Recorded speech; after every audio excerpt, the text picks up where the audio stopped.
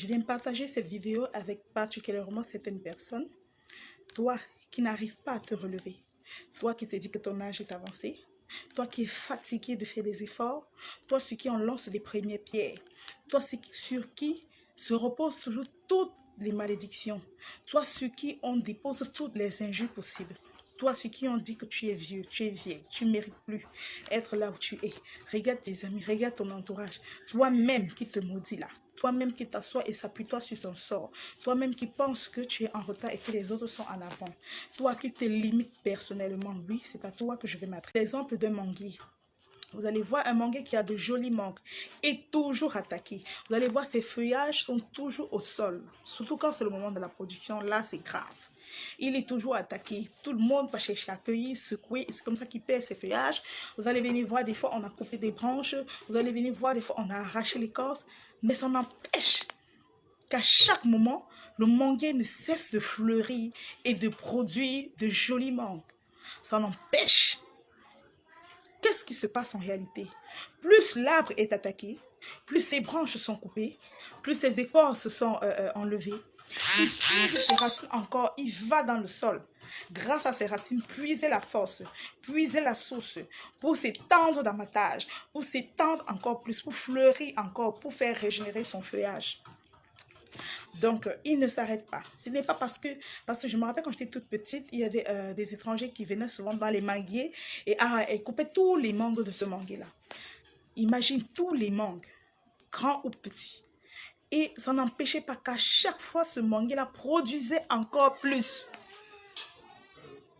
Alors toi, quand on te jette des injures, que tu n'arrives pas à faire ceci, tu n'es pas encore à tel niveau, tu n'es pas encore marié, tu n'as pas de travail, tu n'as pas d'enfant, tu es malade, tu as ceci, tu as cela, qu'est-ce que tu fais? Soit tu te mets à la place d'un manguier, on coupe ses branches, on arrache ses écorces, il refuse d'étendre ses racines, ses limites, sèche, tape, on coupe, on fait du bois et ça devient de la cendre. Quand son cycle est terminé, où tu veux être ce manguier-là, plus on s'attaque à lui, plus il va chercher sa source, plus il va chercher vraiment sa source et s'étendre davantage. Le problème, c'est que quelle est ta source? Quelle est ta source? Moi, personnellement, voici ma source. Qu'est-ce qui se passait pour David? Avant d'aller au combat, il se ressourçait d'abord avec l'Éternel. Joseph, malgré ses attaques, qu'est-ce qu'il fait? Il se ressourçait. Anne, malgré les intrigues de sa épouse, qu'est-ce qu'elle faisait? Elle allait se ressourcer. Et Esther, pour entrer chez le roi malgré la loi, qu'est-ce qu'elle a fait? Elle s'est ressourcée. Toi, quelle est ta source?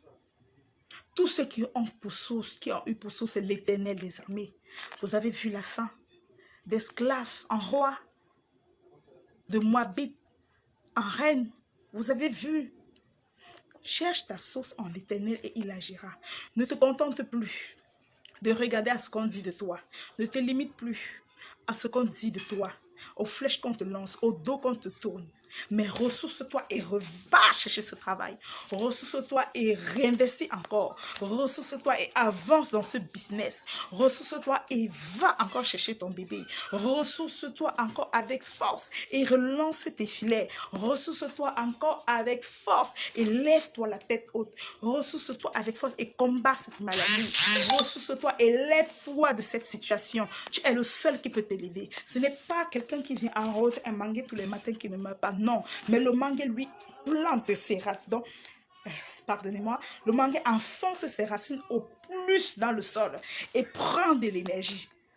Qu'est-ce que tu fais quand ça ne va pas? Va à l'Éternel, ressource-toi davantage. Tire la force, lève-toi et avance et affronte cette situation. Je t'assure qu'avec l'Éternel, comme rocher, comme bouclier, tu ne seras pas vain. Regarde l'histoire de David, regarde l'histoire de Joseph, regarde l'histoire de Anne, regarde l'histoire de Esther, regarde l'histoire de Ruth. Tous ceux qui ont fait recours au Saint-Esprit, à l'Éternel des armées, sont sortis victorieux. Ils n'ont pas regardé à leur situation, mais ils ont regardé à l'Éternel. Parce que quand tu regardes à l'Éternel, ce n'est plus toi qui prends les coups, mais c'est Jésus qui prend les coups pour toi. Je t'invite sincèrement à te tourner activement vers ta source, à choisir une source éternelle, une source victorieuse, une source qui est Jésus-Christ. Merci.